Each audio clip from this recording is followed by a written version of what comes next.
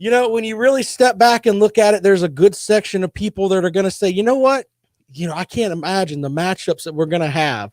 We're going to have theoretically Georgia having to go to Texas and Alabama possibly playing on the road at Oklahoma, and all of that sounds good on a certain front. But in the end, I don't know if it's the absolute best thing for college football. And just in my opinion, I don't know if it's the best thing for college football. I really don't. Because you can already see that dominoes are starting to fall. Are we going to end up having the quote unquote super conference thing going on? Are you going to end up having things like the Pac-12 already saying, hey, you know what? The rest of the members of the Big 12 talking about getting in with the Pac-12 and making a huge, big messed up type thing. I say messed up because the geographics of it would be insane. Yeah, let's put West Virginia from the Big 12 out into the Pac-12. What a mess. Anyway, insane when it comes down to what you really think about that. We'll take calls on that at 803-978-1832. Apparently, this is going to be a lock deal on Monday with Texas and Oklahoma looking to join the SEC. I don't think they have they put out a public vote yet. I think that at the top of the hour there, the Fox Sports update said, you know what? The idea of, hey, we're going to have a 13-1 with basically Texas A&M, the only one that's objecting to it. Do you know why they have objected to it? And SEC fans, the folks that chant SEC, and I use this term with love, the ignorant football fans, because that's what you are if you root for a conference and not a team. You are the lowest common denominator of fan if you run around screaming, I love my conference, I love my conference. Generally, what you're doing is you're saying, my team sucks, so I'm going to just say, you know what? I've got to support this conference because my team plays those teams in that conference, and I have to validate my team for being a piece of bologna when I want them to be a piece of steak. That's what you are when you support just a said, the SEC or the ACC or the Big 12 or the whatever. Insert however you want it to go there. But that's what you are. Okay? Root for a team, not a conference. That's just the way that things are supposed to be. But simpletons make it a lot harder for the rest of the college football world here. Anyway, the idea of, you want to know why Texas A&M said, you know what? If they are the one team that votes against Texas coming to the conference, it's because they dealt with that crybaby athletic program from before. The same one that went to the Big 12, even knowing, hey, they're going to leave the Big 12. We don't want people telling us that we putting out the horns down symbol on us. You need to penalize them. That's what they're bringing to your conference. Good luck. They think they're better than you and everybody else. That's why they have the Longhorn Network. So the SEC is going to get what they deserve. If it were the ACC, the Pac-12, whoever. Texas is a cancer. That's exactly what they are. Oklahoma is good, will be good. If we're just talking about the college football front, that'll be great. And the idea of having some of these matchups are going to be great. But in the grand scheme of things for college athletics, it's not good. I don't think this is good at all. The moves are starting to happen, though. Some of the teams from the Pac-12 maybe getting some of the teams from the Big 12 maybe moving to the Pac-12, having a 20-team conference there. The ball is in Notre Dame's court. Hey, do you want to be in the ACC? Which last year the ACC had the capability of putting the screws to Notre Dame and saying, you know what? No one else is going to play you because no one else is playing out of conference games. So if you want to have a season of football up there, you should join the conference. Very Godfather-like mentality, but that's the way that it should be. This is big boy stuff here. Blake says not good for the ACC strength of schedule. You don't know anything about strength of schedule until the season ends and you look at the teams that are ranked at the end of the season. This is not a mentality of, oh, I think this team is good because of this. Don't think that way, Blake. Be better, sir. Be better. Under that logic, when I look at the SEC preseason stuff, I should just automatically think that Mississippi State is going to be terrible and finish behind Arkansas. Why even bother to play? Why bother to play? No. We're just going to talk about strength of schedule when we don't know anything about the teams. It's ridiculous. Why is it that I have to be the one to do this and try to, because like we were around a whole bunch of radio folks yesterday and the day before, and a lot of them spew the absolute same nonsense. And you could just see me sitting there giggling, saying things to myself like, how is it these people can get on there and people interact with them and they say such stupid things like, oh, the strength of schedule with it. Nobody knows anything about that. The only time you can argue anything about strength of schedule when it comes to number of scholarships. Do you have 85 scholarships? Yes, I do. Okay, then. If you have less than that, then I can make the argument that you don't have nearly as much talent because you're going to have to get walk-on players to play. Insane. Caden says he could care less as long as we still have college football, and I'm good. They'll just come to the SEC and lose more games, period. So they are screwing themselves. I agree with you on that, but the reality is that the gem of this is not Texas as far as the competitive front. The gem of this is Oklahoma. They talk about Texas first because Texas has more money, but the reality is, if you ask me, and you told me I could pick between the two, I'm taking Oklahoma all day today and twice on Sunday. It's just the way that it is. Realistic One Online says Notre Dame needs to join the ACC. Yeah, that would make sense. Should have done that last year. But here's the other thing. If we have 4 16-team conferences, one of these teams has to go away, right? If you add Notre Dame to the mix. Lawton Swan, my buddy, who hosts Clemson Sports Talk here on the afternoons, said, well, what team do we have to get rid of so that we can have the 4 16-team conferences with Notre Dame? Here's a thought. Notre Dame's wanted to be independent for years. Guess what, Notre Dame? You've screwed college football forever with, we want to be independent. Here's a thought. Go be independent now. The best game that you'll get all year will be the Cincinnati. There's your Super Bowl, Notre Dame. That's what you get for screwing everybody over forever and making us, we have to have a Notre Dame exception in the college football playoff. No, we don't have to have that anymore now. There's one of the good things about the 64 teams there. Notre Dame, with the way that you've acted and not joining the ACC, guess what? Kansas will be part of the 64 teams and you won't. Vanderbilt will be part of the 64 teams and you won't. Want to be independent? Fine. Be independent. Be independent. Do your thing. Your schedule is going to be what? UMass, Cincinnati, Navy, Army, Air Force. Go ahead. Pitch that to the NBC. Tell them that's what you're going to have on Saturdays. You might get $1 for your TV contract. Good luck with that, Notre Dame. Good luck with all that. 803-978-1832. Chris says if they join, does the West get one or both and the East get two like Auburn and Arkansas? That's a good point. How do you line up the SEC as far as that goes? I seen something where they were talking about pods where you have, pod here, pod there and all that. If it's 16 teams, you should have 8 on each side. I would personally think that Oklahoma would go to the East and Texas to the West, but none of what I say matters, even though geographically, because that's kind of how I look at it. In reality, Texas doesn't belong in the Southeastern Conference. Texas A&M doesn't either. But there you go with all that. So yeah, put them in the West. That's fine. You could make the argument of maybe putting Arkansas in the East. Why not?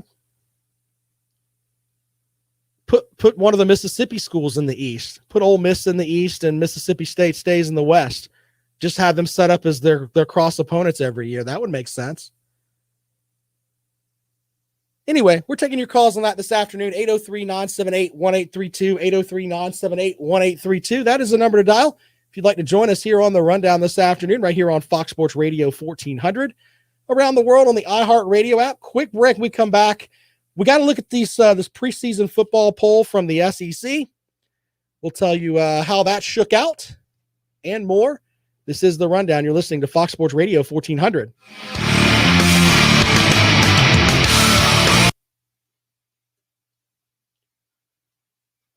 No, West Virginia's never been in the ACC, Blake. They've never been in the ACC. They should be.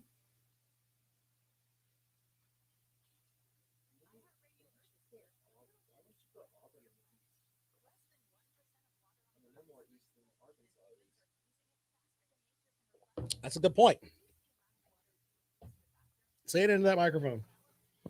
Why wouldn't you just put Auburn in the SEC East? I mean, they're in Alabama, which is a lot more east geographically than Arkansas and either of the Mississippi State teams. That, of course, is Mr. Savage College Football. If you guys are on Instagram, you should follow him because he does put out good information as far as the college football stuff.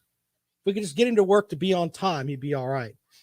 But he has a good point. Auburn in the East, make Alabama their West cross opponent every year. That way you save the Iron Bowl. I don't have a problem with that. That would make a lot of sense. What if we get to a point, though, where it's like Survivor as far as the SEC goes, where you can certain teams aren't there. You can be eliminated, like the Premier League in soccer, where you weren't quite up to snuff. You got to go. That might happen. I'm pretty sure the people that would leave would be Vanderbilt and Arkansas, maybe. Well, no, I mean, you would make the argument for Vanderbilt and Arkansas, but yeah. I mean, let's be honest. What, the Texas A&M has never won the West? Just saying. Are you talking about Blake's talking about? Yeah. I mean, I don't think that matters. Texas A&M and Texas used to play every year. That they got rid of that. Just saying. Kansas and Mizzou played every year. That stopped happening.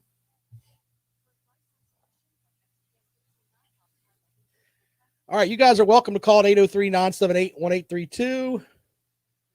Let's see here.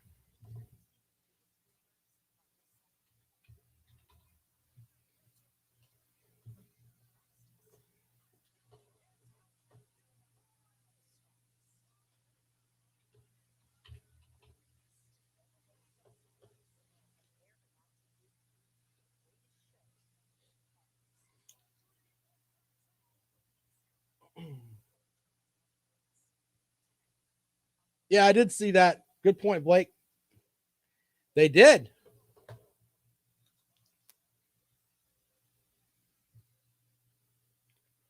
Welcome back to the Rundown on Fox Sports Radio 1400 around the world on the iHeartRadio app.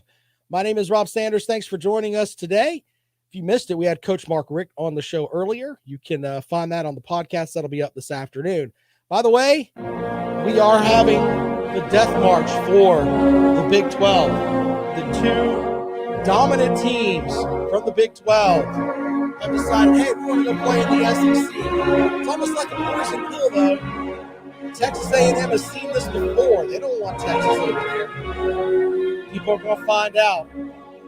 Now, I also don't think that Texas A&M and Oklahoma understand that there are a group of people that sit in Birmingham that smoke long cigars, wear SEC smoking jackets, and have lower back tattoos of Nick Saban that are going to basically determine how the SEC is run. And the things that normally are important to them, like, I don't know, the horns down symbol that would get you penalized, where they can normally go and gripe to the Big 12 about that. Yeah, you're not going to do that anymore. They won't even entertain that in the SEC. They will laugh openly at you. You could argue about this sign going to them, giving the finger across the board. They're not going to care. So someone needs to let Texas and Oklahoma learn about that. Just saying. Some other notes here. David online says Utah and BYU could go to the Big 12. That's interesting to say the least. To say the least. Blake says, wait till Oklahoma and Texas get a dose of officiating and replay at Auburn. Yeah, this is the other thing too. I mean, in public, they won't have everything will be 14-0 in public, but in private, I assure you, I mean, without a doubt, Texas A&M doesn't want Texas in this conference. Believe that all that you want. They're probably the one that leaked the story to the Houston paper about the possibility of them coming into the league. So, yeah, that Texas pill is a tough pill to swallow, because that fan base thinks that they invented water, not just football. They think they invented water. The water that we drink that fuels our life every day, Texas thinks they invented it. So good luck with all of that.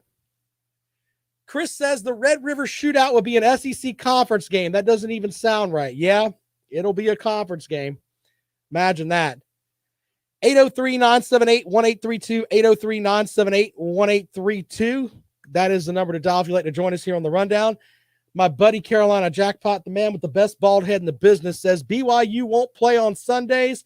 That's why they never joined the Big 12. Well, they may have to change some stuff there with the folks that run the BYU stuff. There you go. I think I said that, I'll get in trouble.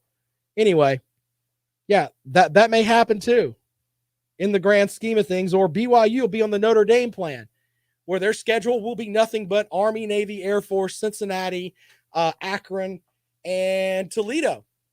Add Toledo to the mix. By the way, if you're one of those the G5 schools that you've been complaining forever, oh, we should have a shot. We should have a shot at this. We should have a shot at that. Well, all of that's gone. You're not hearing that voice now. The Central Floridas, the Coastal Carolinas, the Louisiana, the Louisiana Monroe, all those teams. None of that what you said before, none of that matters now. Y'all better get you one of them small Waffle House trophies. That's about what you're going to be playing for. 803-978-1832. The SEC preseason media poll was announced today. The Georgia Bulldogs picked to finish first in the East, followed by Florida, Kentucky, Mizzou, Tennessee ahead of South Carolina, and Vanderbilt round out the East. Someone picked South Carolina to win the conference. I don't know who did that, but I've heard that marijuana is a wonderful thing. You should probably not take that before you go and write up your ballot for the SEC preseason. Kentucky got 2 votes to win the conference. They obviously had a contact buzz from the fool who thought that South Carolina was going to win the conference. Anyway, interesting to say the least. Side note from this, we can make an argument that the fine folks at Texas A&M, I think they're a little bit better school than Kentucky as far as their program right now.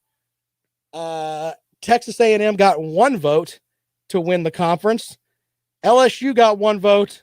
Kentucky gets 2. Interesting to say the least. In the West, they've got Alabama, Texas A&M, LSU, and where's the rest of my notes here? Hold on, please. Stand by. Oh, yeah. Auburn, Arkansas, and Mississippi State. So your SEC champion comes down to, okay, those were picks to win the division. Your SEC champion is Alabama, followed by Georgia. Ole Miss got a vote. Texas A&M got a vote. Florida won. Kentucky won, and South Carolina won. There you go with all of that. By the way, you're all first-team offense. Listen closely, ladies and gentlemen. First-team offense, quarterback Matt Corral from Ole Miss, we kind of called that at the beginning of the season, even though we were told that it was going to be JT Daniels, because apparently in some eyes, he invented football too. He did not make first team All SEC. John Mechie from Alabama, Traylon Burks from Arkansas, Jalen Weidermeyer from Texas A&M, Evan Neal from Alabama, Darian Kennard from Kentucky, on the offensive line, Kenyon Green, an offensive lineman from A&M, offensive lineman Cade Mays, and Nick Brahms, the center, is from Auburn. What team did I not mention there as having a first-team All-SEC player? I mentioned Tennessee and Kentucky. Oh, but the Georgia Bulldogs not represented on the SEC first team. Imagine that. Wonder how that happened.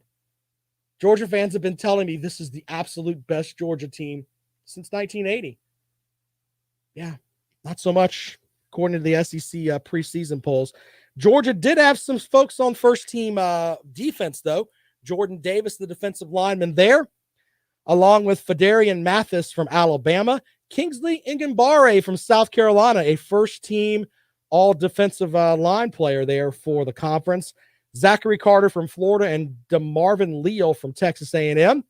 They all made first-team defense.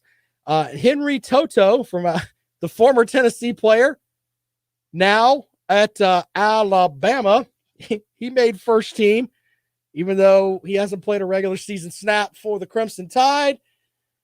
Oh, man. These polls are – this poll, by the way, I've talked about my bookcase of accountability.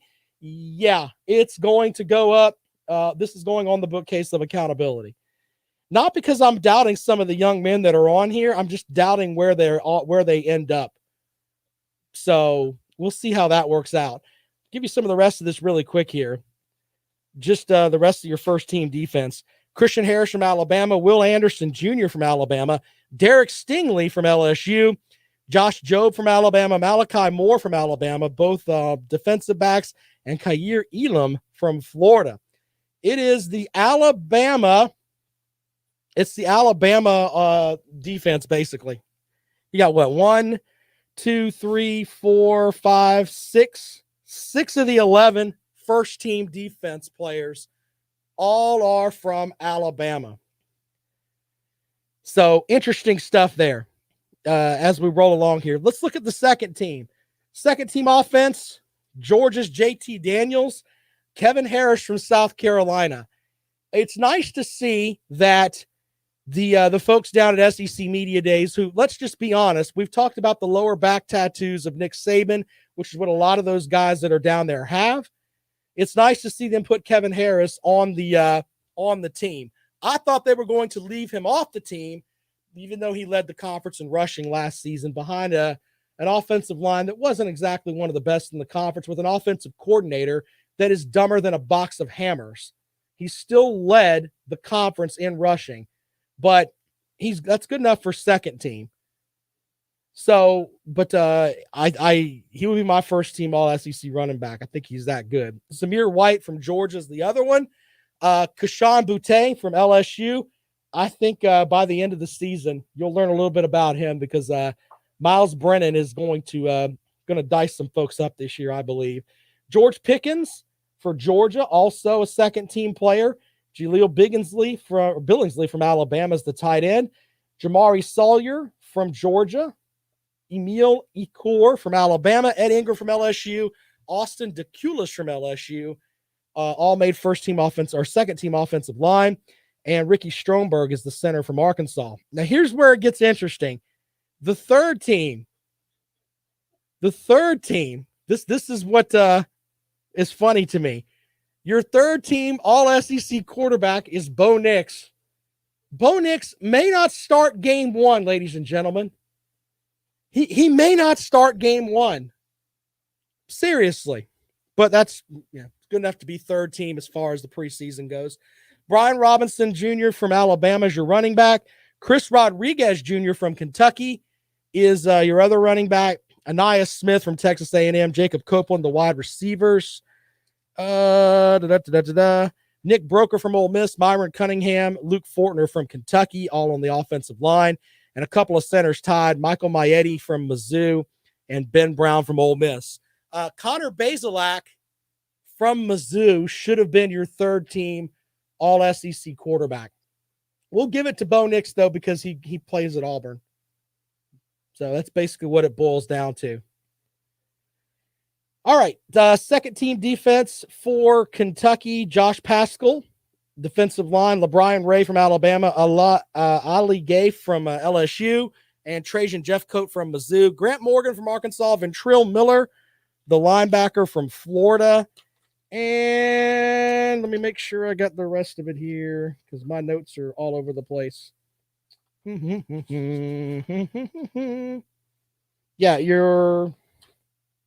that's right. Yeah, my stuff is silly today. And then Jordan Battle, Jalen Catalon from Arkansas. Your third team, DJ Dale, Jaden Peavy, Trevon Walker, Derek Hall, Owen Popo, Nakobe Dean from Georgia, Christopher Allen from Alabama, Roger McCreary, Lewis Sine, Alante Taylor, and Yusef Corker from Kentucky. There's your third team stuff there. When I look at that, I just think, okay. It's kind of hard for me to take you seriously when you have Bo Nix as your third team quarterback there. Miles Brennan's going to have a better season. He's probably not the third best quarterback in his division. If I really stop and think about it, he's probably not the third best quarterback in division. He may not be the best quarterback on his team. You SEC media folks, you got that wrong. You got that wrong. Quick break when we come back. If you want to join in on the expansion stuff, how I think Texas is a poison pill. Alan correcting me online is seen, not signed. I'm sorry, sir. I don't need his mama reaching out to me on Twitter at Rob Sounds Good. You should follow me there. A friend of the program, Tim Frisbee, former Gamecock wide receiver. The two of us went back and forth on Twitter today. Go and find that at Rob Sounds Good. That is worth your time. All right. Quick break. We come back. We have more for you on the rundown. This is Fox Sports Radio 1400. Jimmy, you can make an argument for Dylan Wanham. I'll agree with you on that. Will Kansas and Iowa State join the Big 10? Why not? Why not? Stetson Bennett the third over Bo Nix. That very good, Chris Rich. Because that's what the SEC needs is a midget at third team quarterback. That's bringing some equality. I'm gonna highlight that comment, Chris. That made me laugh. Put that up there for a minute. You're hilarious, man. By the way, folks watching on the Carolina Jackpot channel, I have got interviews with DJ Uiagalelei, also James Skalski. Who else do I got? Jeff Halfley, Phil Dracovic. Got all that set up. I'm going to be dropping some of those here in the next day or so. The interview with Uiagalelei is outstanding. He talks about the relationship he has with Trevor Lawrence, all kinds of good stuff. Blake says all this happening while the ACC leaders are asleep at the wheel. Yeah, you could definitely make that argument. Jim Phillips comes out on, what was it, Wednesday. Football is now our number one priority. Really? Really? I mean, it's just the biggest revenue driving sport. That makes a lot of sense. Hilarious.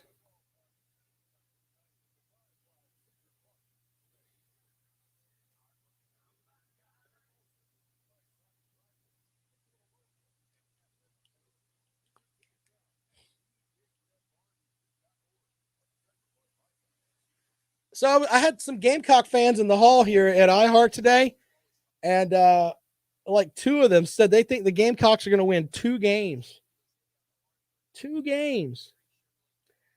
Really? 2 games. I'm not buying that at all. Not buying that at all. Hold on.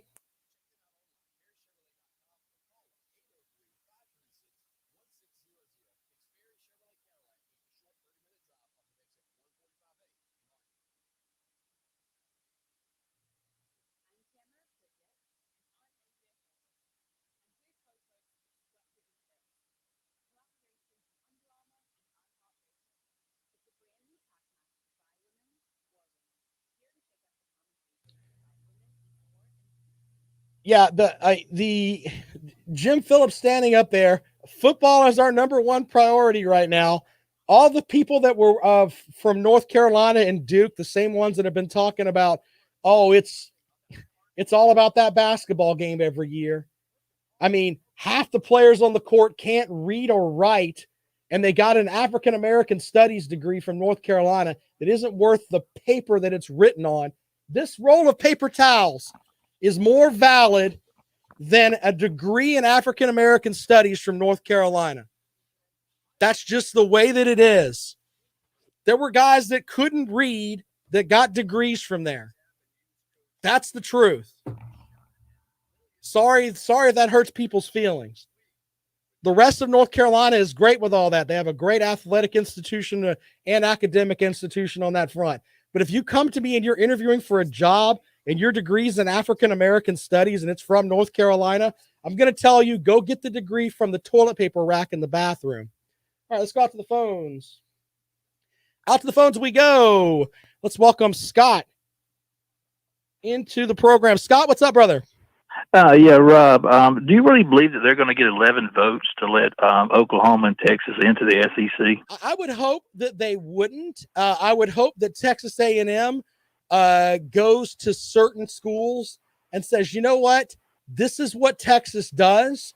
They remember a couple weeks ago, the whole thing with the horns down thing, and hey, we can't have that. I mean, that's the kind of stuff that Texas is going to do. Texas A&M got away from them and joined the SEC, and Texas is a pill to swallow, man. And I just don't think it's going to work out. I mean, it probably will, and we'll never know exactly what happened as far as in the back rooms. When they come out, it'll be everybody shaking hands and everything else. But wouldn't it be interesting if Texas A&M was able to get 4 or 5 schools to say, you know what, we don't want to do this? I mean, how do you go to Shane Beamer and say, look, Shane, we're going to vote to let Oklahoma and Texas in, and that's going to push you farther down the,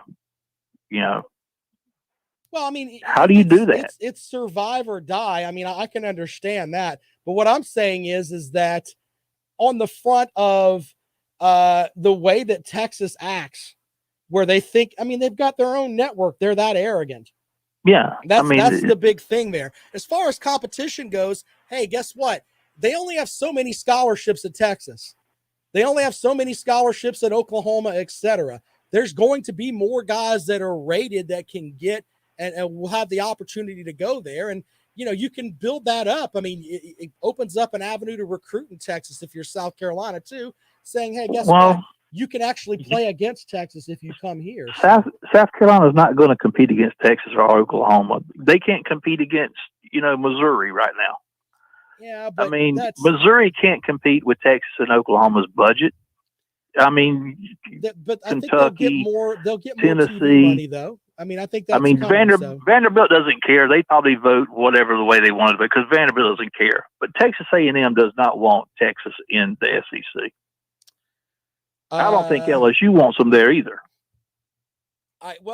Hopefully it'll come to that, and maybe someone will step back from it and look and say, you know what, maybe this isn't what's best for college football as a whole. But I don't necessarily see that. But could Texas, Oklahoma cause some schools to say, well, I'm going to leave the SEC and join maybe the ACC, maybe Florida, maybe Georgia? Well, first of all, and say, I don't think that programs like Florida and Georgia are going to say, you know what, Texas made me leave the SEC, because let's just be honest on this front.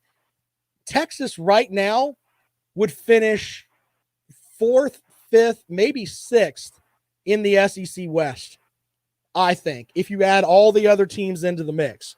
Okay. Yeah. If they had to play Georgia and Florida as their 2 SEC East teams and then the SEC West, I think Texas would finish behind Alabama, LSU, Texas A&M, and probably Auburn.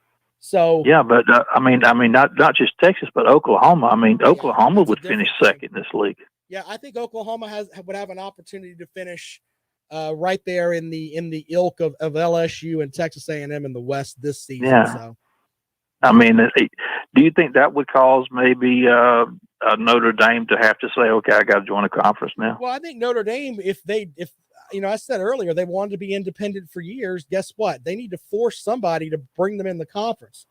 Or maybe the ACC's already got them there and everything else. So it just makes the most sense that that's where they're going to end up. I mean, how about West Virginia to the ACC? The Big 12 is going to die. So yeah, it's going to die. Yeah, so they've got to go somewhere. Might as well bring the couch burning to the ACC, even though they say they don't do that anymore. Do you think we'll see like an entire realigning of the Power Five to get them? Well, where they should be. You mean geographically? Yeah. No, I don't think, for me, it would make the most sense if Maryland were in the ACC. That would geographically make sense. Mizzou shouldn't be in the SEC. They should probably be in the Big Ten. Or you can make an argument for them being in the Pac-12 since they're that far up and out away from the South. But I don't think the geographics are going to matter, to be completely honest with you. I do think that something people haven't talked about is the travel. And I'm not talking about just for the football team, but think about this. If you are, certain teams, you may have to travel across the country to play a conference matchup during the week. And there's going to be someone that complains about that. Or tennis or whatever. Well, right now the Big 12 kind of reimburses West Virginia to fly. Yeah, there's going to be a lot of that too. Yeah, there'd be a lot of that. It seems like it would be better if maybe they got together and said there's going to be 4 major conferences, and this is how we're going to line them up. The other thing that we have in the mix here, and people don't really think about this much, in 2010. Utah was in the Mountain West. They're now in the Pac-12, the Big 12. Pac-12. Yeah. Well, the reality is that we're not going to have that opportunity anymore, where a team can move up from the Mountain West or wherever and move into one of these conferences. So that's something else to think about too. I mean, well, it's the Longhorn Network that caused this. It caused Nebraska to leave. Texas is the problem. It called Texas A&M to leave. They said, we're going to come out with our own network. They said, we're out of here. Yeah. Why should we have to have our stuff on a network that's just you? Yeah. No one wants to see that except for the people in Texas. It's insane. It is. There you go, man. Thank you. Appreciate it, buddy. 803-978-1832, 803-978-1832. I'm in the camp of it sounds like fun for a bit. And then, once the luster wears off of it, we're going to look at this from the perspective of, maybe this shouldn't have worked out this way. 803-978-1832. Final break of the program here on Fox Sports Radio 1400.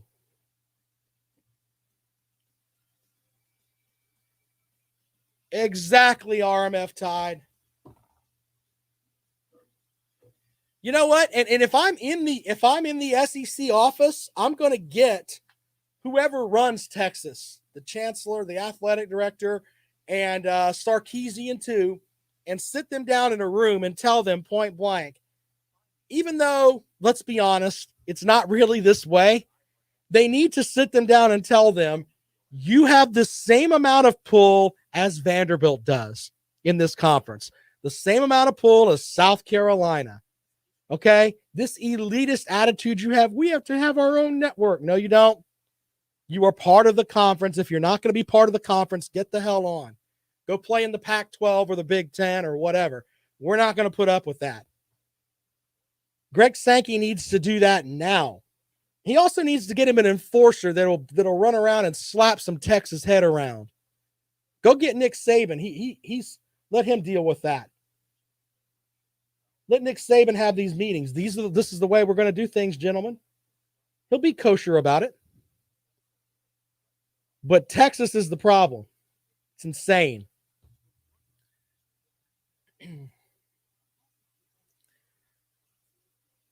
I don't like, you know what, but I don't like why should we completely have a lot of the things that we've had for a long time go away simply because Texas wants to join the conference. Are you willing to give up the Iron Bowl for Texas? You willing to give up the Georgia-Auburn matchup every year for Texas? No. It's ridiculous. Move Mizzou to the west and move the Barn and Bama to the east. Makes more geographical sense for travel. I could buy that. On the football front, it's not. I mean, it's easy. I mean, you play once a year, but the smaller sports, man, that's where the problem is going to be. Truly believe that.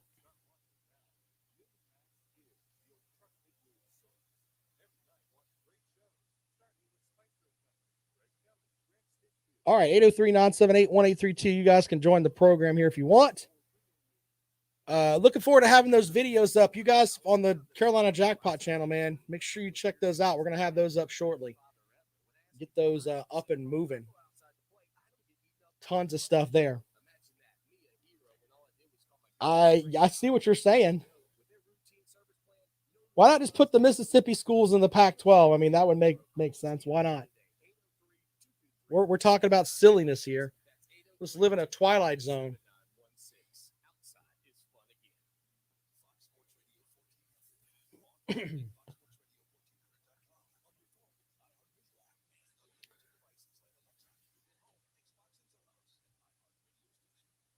Final segment of the rundown on Fox Sports Radio 1400 around the world on the iHeartRadio app.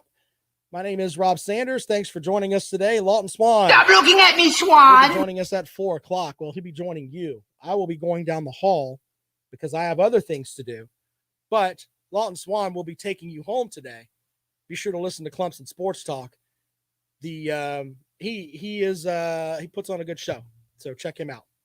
Also, Teddy Hefner in the morning on from 9 to noon. Feel free to tweet out at Teddy. He is at the Teddy Hefner. So go and check him out on Twitter as well. He puts out some good information there as well. Atlanta Braves tonight will play the Philadelphia Phillies. It seems like the Braves are teetering off into no man's land.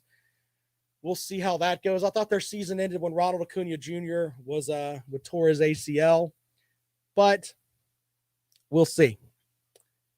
All right, so if you want to talk about realignment, the expansion of college football, now that SEC Media Days is over and the ACC Media Days are over, and we'll have I forgot to do this. We are going to, let's see here. I've got my bracket here. My ballot. Here we go. Here's my ballot for ACC kickoff. My number one quarterback goes to Sam Howell from North Carolina. Running backs, I put Lynn J. Dixon, Mateo Bryant from Duke. Wide receivers, Justin Ross, Taj Harris from Syracuse, who may end up being the all-time leading receiver at Syracuse. That's pretty interesting. And Zay Flowers from Boston College. Braden Galloway was my tight end. All-purpose back was Hassan Hall from Louisville. Offensive tackle, I went with Jordan McFadden and Akeem Ikwanu from NC State. Offensive guard, Matt Bokhorst from Clemson. Ben Petrula from Boston College. Forward, my center, I went with Alec Lindstrom from Boston College. Defensive end, Miles Murphy. And I had to stop and think about it for a minute, but I went with Xavier Thomas from Clemson. The defensive tackle, Brian Breesy and Tyler Davis, both from Clemson. Your linebackers, I went with Peyton Wilson from NC State and Isaiah Moore. I think NC State's going to have a great linebacking core this year. Cornerbacks, I went with Andrew Booth and Cottrell Clark. My safety, Bubba Bolden from Miami. My kicker was Nick Scuba from Wake Forest. Punter was Lou Headley from Miami. And let's see here. My predicted order of finish, giving these out here. My buddy Jackpot says, I can't believe you put Lynn J. Dixon as my running back. Did I do that? Yes, I did. He's telling me I'm a homer for that. Anyway, my predicted order of finish, Clemson at 1, Boston College at 2, NC State at 3, Wake Forest at 4, Florida State at 5, Louisville at 6, followed by Syracuse. In the Coastal, I picked Miami, North Carolina, Pitt, Virginia Tech, Virginia, Georgia Tech, and Duke. So there is my preseason predicted order of finish. And I think Clemson's going to win the conference, which I don't think there's going to be a lot of people that don't think that Clemson's going to win the conference. So tweet at me at Rob Sounds Good. A lot of people don't put out their ballots. I'll put mine out. I don't care. I'll stand behind it. We're going to add it to the bookcase of accountability, which I put my Phoenix Suns jersey on too because I'm upset the way the Suns finished the final. So that's over there. The SEC preseason poll that we have here, that's going over there. My preseason stuff here, that'll go over there along with the rest of the ACC predictions from everybody else. We'll all have that on the bookcase of accountability. And it's like a Christmas gift come December. We'll all look back at it and we'll either laugh hysterically at the dummies that we spent money on as far as buying their previews, etc. Or we will be like, maybe that guy was pretty smart. We'll see. Vol Steak Online says Clemson will be part of the SEC in the future. No, I don't think they will. I really don't. I don't think that's going to happen. But I never thought that Texas and Oklahoma would be in the SEC either. So there's that. All right. Reach out to me on Twitter this weekend. I'm at Rob Sounds Good. Looking forward to almost catching up on my sleep there. Chris wants to know when's the SEC team-by-team predictions coming out. We will get to that, sir. All right. I appreciate you guys here on the rundown. Of course, Lawton Swan is next. Stop looking at me, Swan. Yes, listen to his program, Clemson Sports Talk. I'm Rob Sanders. We'll see you on Monday. I want to get with Jackpot, and we're going to put that together, man, as far as the SEC team-by-team predictions. Let me give you mine really quick here. I've got with Georgia. I think Georgia drops 2 games. So there's that. The Clemson game, and I think they'll drop another one. I think Florida finishes 3rd in the East, and I like Mizzou. So there you go. Anyway, stick around for that. You guys are awesome. Thank you so much. We shall see you later.